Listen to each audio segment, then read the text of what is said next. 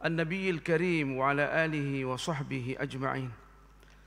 أما بعد فإن أصدق الحديث كتاب الله وخير الهدي هدي محمد صلى الله عليه وآله وسلم وشر الأمور محدثاتها وكل محدثة بدعة وكل بدعة ضلالة وكل ضلالة في النار أو كما قال صلى الله عليه وآله وسلم. Tuan-tuan, puan-puan yang berbahagia, Assalamualaikum warahmatullahi ta'ala wabarakatuh. Segala puji bagi Allah subhanahu wa ta'ala yang sudi mempertemukan kita kembali dalam kajian ilmu pengetahuan melalui kitab Ihya Ulumuddin dalam bab rahasia salat. Mudah-mudahan kajian ini dapat memberikan keberkatan kepada kita dunia dan akhirat. Apalagi kita mengkaji tentang al-khusyuk dalam salat yang merupakan amalan yang menunjukkan kita ikhlas di dalam menyembah Allah Subhanahu wa taala. So dikatakan dalam riwayat bila mana dia khusyuk dalam salat dia, maka semua gerak-gerik dia, mulai daripada takbiratul ihram sampai salam, semuanya tenang mengikut proses yang telah ditetapkan oleh Al-Quran wa Sunnah. Dan begitulah dalam amalan yang lain, bila mana kita taat kepada Allah, takut kepada Allah, kita akan tekun dalam melaksanakan tugas kita, sama ada kita sebagai bawahan atau atasan.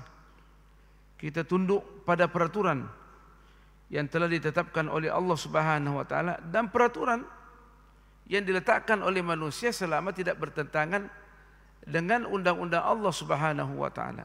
Naam. Makanya itu di dalam hadis Rasulullah sallallahu alaihi wasallam pernah bersabda, "Innallaha yuhibbu ahadakum." Sesungguhnya Allah mencintai seseorang daripada kamu idza amila amalan, bila mana berbuat sesuatu, amalan apa saja, ayyutqinahu, dia tekun dan melaksanakan dengan baik. Dalam Al-Quran, wa ahsinu, berbuatlah yang terbaik. Innallaha yuhibbul muhsinin, sesungguhnya Allah menyukai orang-orang bila mana berbuat baik, dia melaksanakan dengan penuh ketekunan. Al-ihsan itu. Nah, jadi kita tak boleh terjemahkan al-ihsan itu sama dengan satu amalan secara mutlak. Tapi al-ihsan itu adalah amalan yang tepat mengikut teori dan praktikal. Nah, dan kita ikhlas kepada Allah Subhanahu wa taala. Itu namanya al-ihsan. Naam. Wa ahsinu innallaha yuhibbul muhsinin. Kenapa demikian? Sebab Allah Subhanahu wa taala setelah mengatakan wa ahsinu, berbuatlah yang terbaik. Naam. Dia iringi ayat ini dengan wallahu yuhibbul muhsinin atau innallaha yuhibbul muhsinin. Sesungguhnya Allah mencintai orang-orang yang berbuat yang terbaik. Naam. Kata-kata yuhibbu, naam, akan mengeluarkan satu maqam namanya al-mahabbah mengikut konsep Al-Imam Ghazali. Berarti bila mana Allah mengiringi, naam, perintah dia supaya kita lakukan mengikut kemampuan, atau larangan dia supaya kita meninggalkan saksama, maka diiringi dengan innallaha yuhibbul muhsinin. Berarti orang yang melakukan amalan yang penuh ketekunan, zahir dan batin, akan mendapat tempat yang layak di sisi Allah Subhanahu wa taala. Dikatakan maqamul mahabbah, lebih tinggi daripada maqamul ridha. Maqam tingkatan keridaan tinggi lagi. Naam. Radhiyallahu anhum wa radu an. Allah redha kepada mereka sebab mereka tunduk mengikut perspektif yang ada. Nah, dan dia pun redha kepada Allah. Orang-orang yang ada di syurga. Lebih dari itu adalah Allah sayang kepada mereka. Naam, tinggi lagi. Allah sayang kepada mereka. Tentunya ini kemungkinan kita boleh bertanya, ini maqamul anbiya war rusul. Naam. Boleh tak kita sampai kepada makam ini? Boleh. Selama kita minta kepada Allah dan mengikuti jalur Dia, insya-Allah boleh sampai. Naam. Sebab maqamul walaya masih terbuka lagi di hadapan kita. Dan maqamul walaya ini merupakan rentetan daripada maqamur rusuli wal anbiya. Naam. Kedudukan para rasul dan para nabi. Ya, siapa yang mengikutkan dia punya syahwat kepada apa yang telah digariskan oleh Allah Subhanahu wa taala, ya dia wali. Ala inna awliya Allah, bukan wali-wali Allah itu la khaufun alaihim, tak perlu kita takut tentang masa depan mereka. Walahum yahzanun, dan tak perlu kita bersedih terhadap apa yang menimpa mereka dalam kehidupan ini. Ala inna awliya Allah la khaufun alaihim walahum yahzanun. Siapa dia ya Allah? Alladzina amanu, adalah orang-orang yang beriman. Naam. Beriman kepada masalah-masalah yang gaib, terutamanya Allah dan sifat-sifatnya. Kita yakin terhadap apa yang Allah tetapkan bagi diri Dia, bahwa Dia Maha Pengasih, Maha Penyayang. Naam. Maha bijaksana. Naam. Maha melihat, Maha mendengar, dan seterusnya. Dan begitu juga para malaikatnya yang kita tak tengok. Naam. Jin kita tak tengok, namanya alamul malakut. Naam. Bila mana kita jaga ni peraturan Allah Subhanahu wa taala, dalam alamul mulk, alam yang nyata ni ikut peraturan, dan alamul malakut kita yakin terhadap apa yang digariskan oleh Allah Subhanahu wa taala, maka Allah akan menarik kita kepada alamil jabarut, yaitu alam kun fayakun. Apa yang kita kehendaki, maka bagi Allah itu sangat mudah. Makanya ini ada namanya ahlul khatwa, dan tidak boleh diingkari. Sebab itu salah satu daripada bentuk keramat para nabi. Dia berjalan, boleh saja dia berjalan, boleh berjalan dalam sekelip mata saja. Dan banyak terjadi. Seperti mana Zulkarnain keliling dunia dengan kenderaan dia. Keliling dunia dengan kenderaan dia. Dengan kuda dia. Makanya itu perlu kita perhatikan waktu kita nak musafir. Kita disuruh berdoa.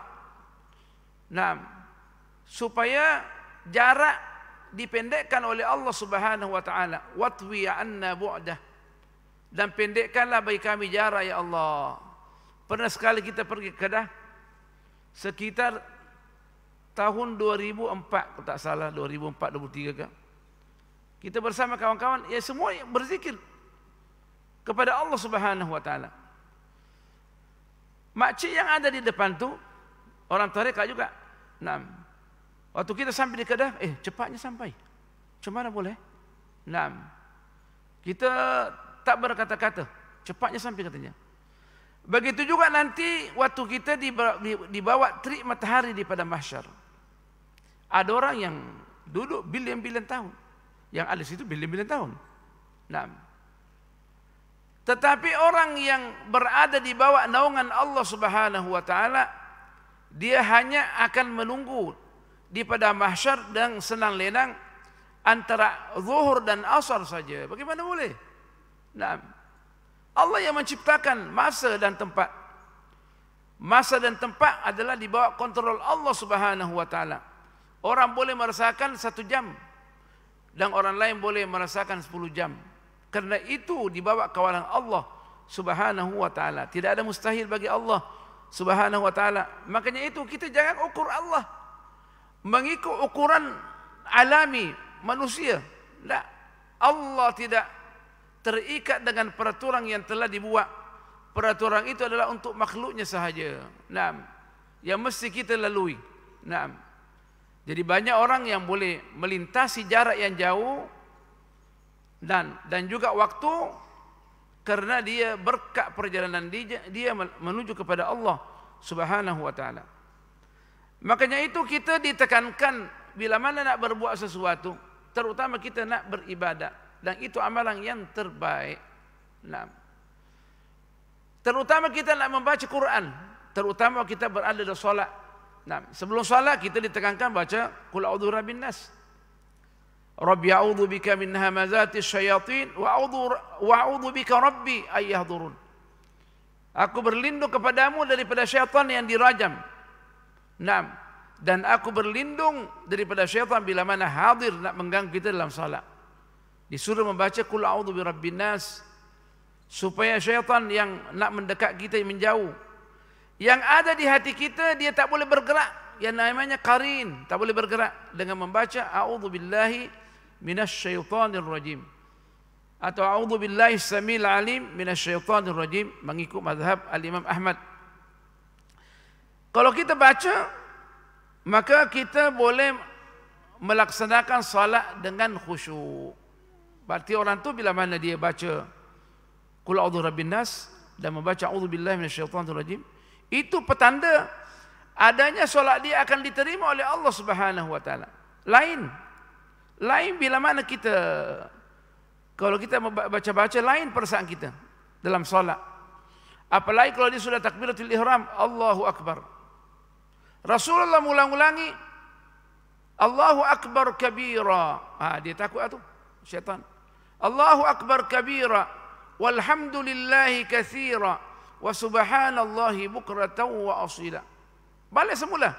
Allahu akbar kabira walhamdulillahi katsira wa subhanallahi bukratan wa asila. 3 kali. Tapi kalau imamnya cepat sangat, ya baca sekali sajalah. Nanti kita tak sempat baca suratul Fatihah yang merupakan salah satu rukun dalam solat, yang mana kalau tak baca boleh batal solat kita. Naam. Setelah itu kita membaca Bismillahirrahmanirrahim. Apa feedback kita membaca Bismillahirrahmanirrahim? Apa manfaat dia? Kenapa mesti Bismillahirrahmanirrahim? Naam. Setelah kita membaca doaul iftitah, naam, sampai terakhir baca dengan tadabbur. Naam. Supaya Allah menjaga bacaan Al-Quran kita. Naam. A'udzu billahi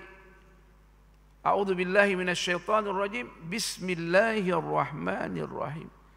Dengan nama Allah yang Maha Pengasih lagi Maha Penyayang. Kenapa kita tak mengatakan Billahirrahmanirrahim atau Ismullahirrahmanirrahim? Kenapa mesti ada ba'? Kata ulama, makanya itu ulama kita berbeza pandangan dalam menafsirkan ba' yang ada pada Bismillahirrahmanirrahim. Ada yang mengatakan ba'ul musahabah.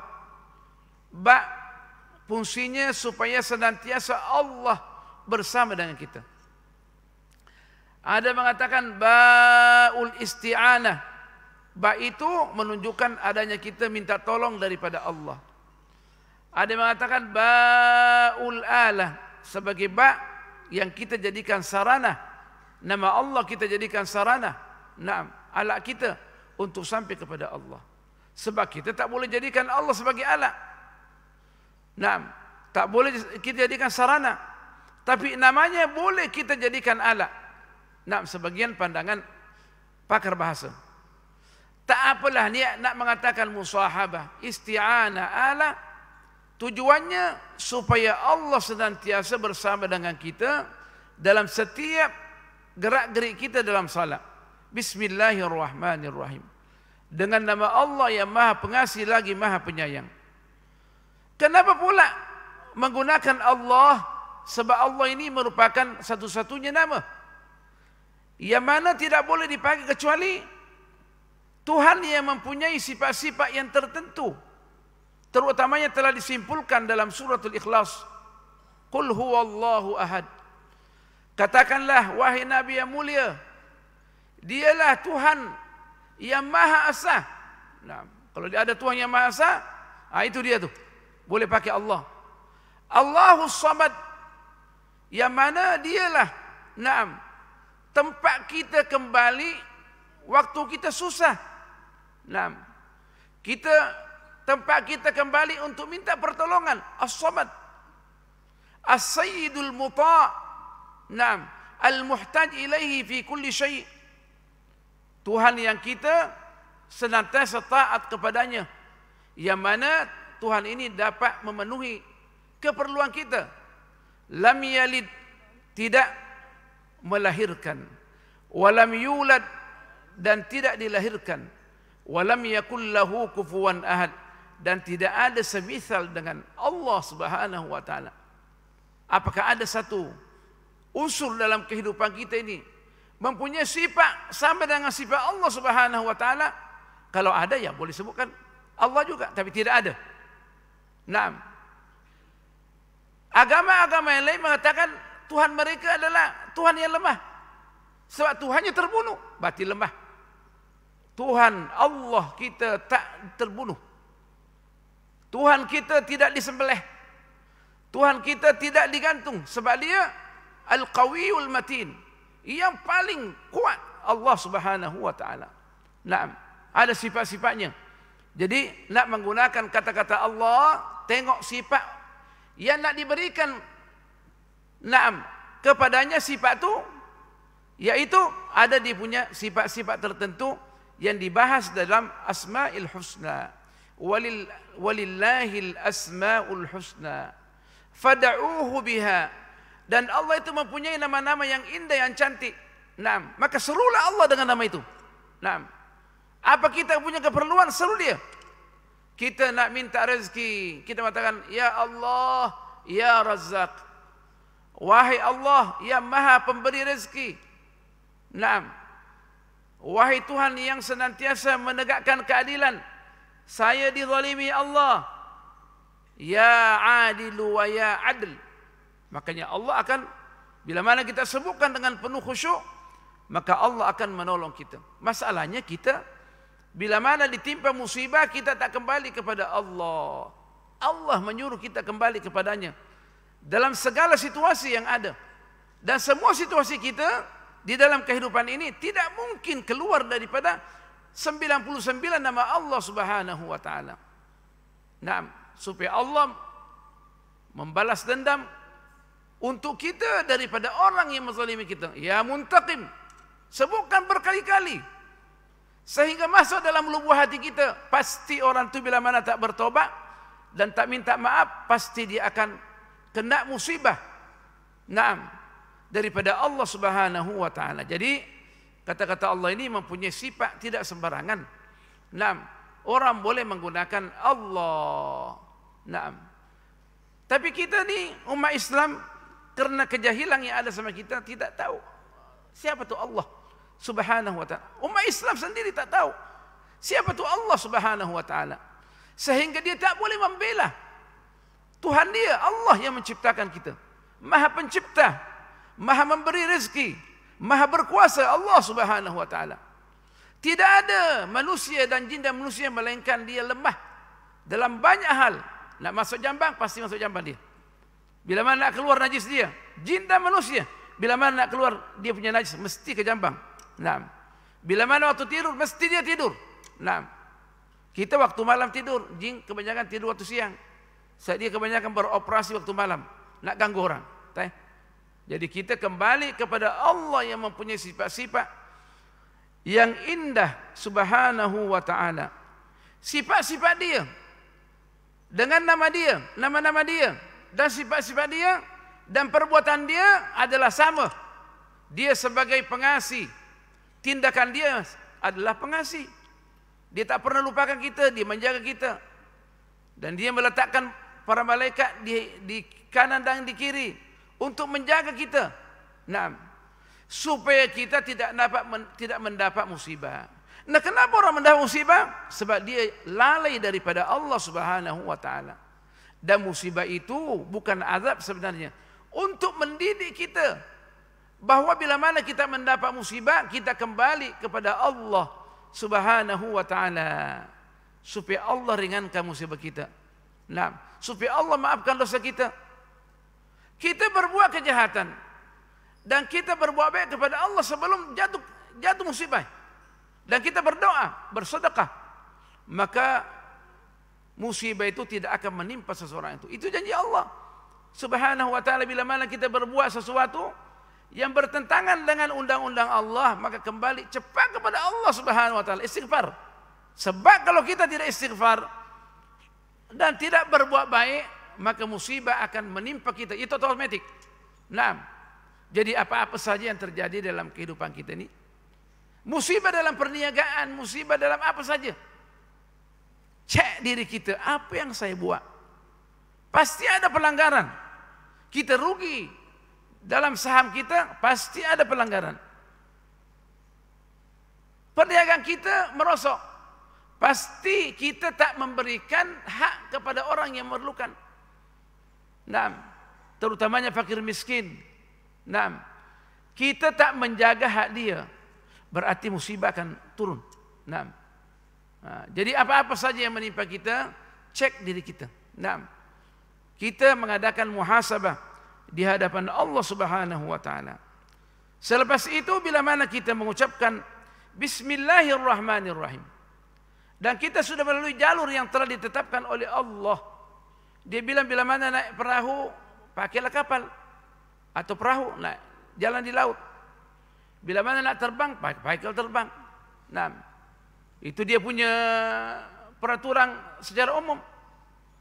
Supaya kita selamat, maka kita ditekankan membaca Bismillahirrahmanirrahim. Nah, kita dengarkan ada orang yang boleh berjalan di laut tanpa ada kapal. Berapa banyak?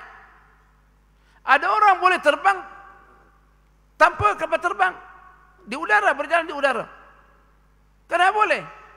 Sebab dia sudah merasapi, mendalami makna daripada Bismillahirrahmanirrahim.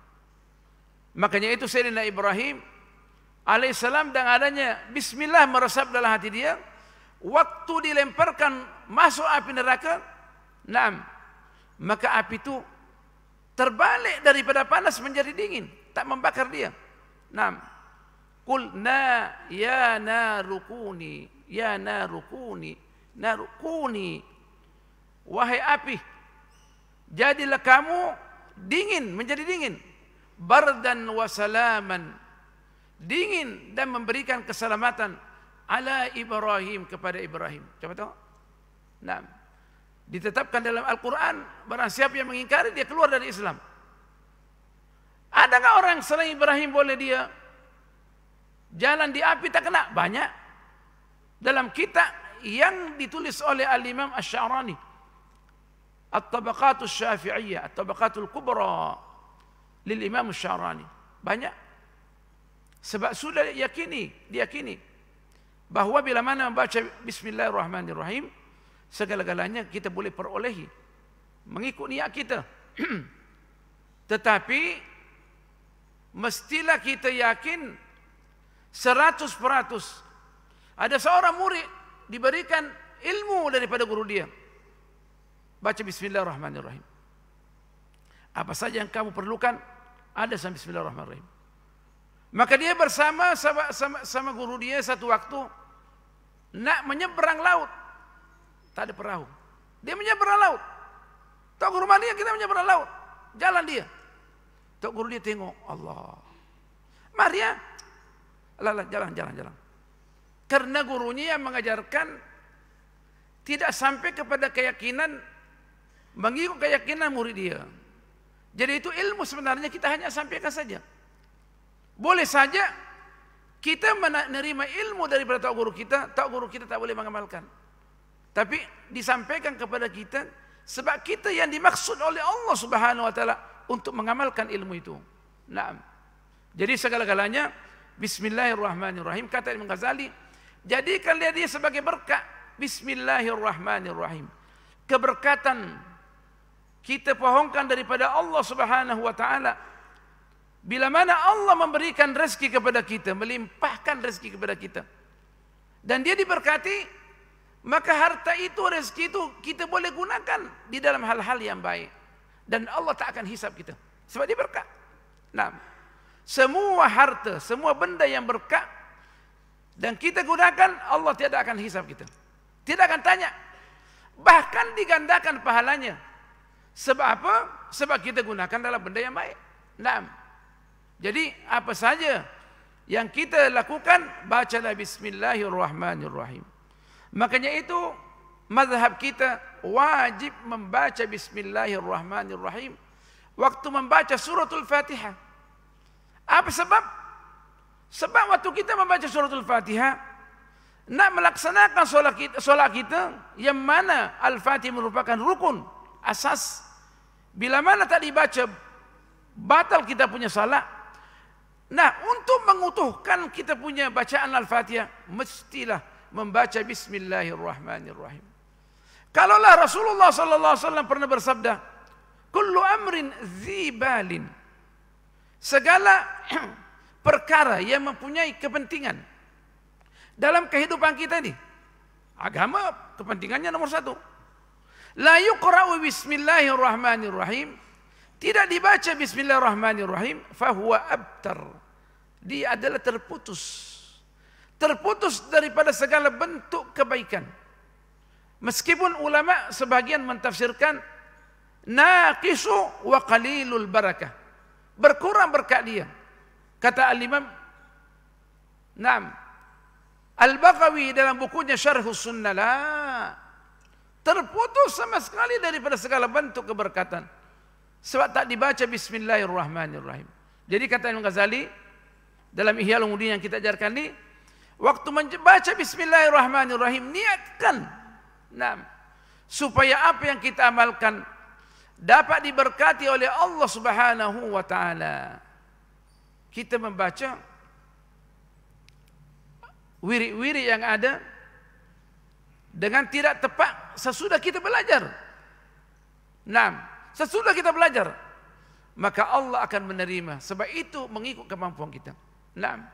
Kemungkinan orang lain menilai bahawa ini tak betul.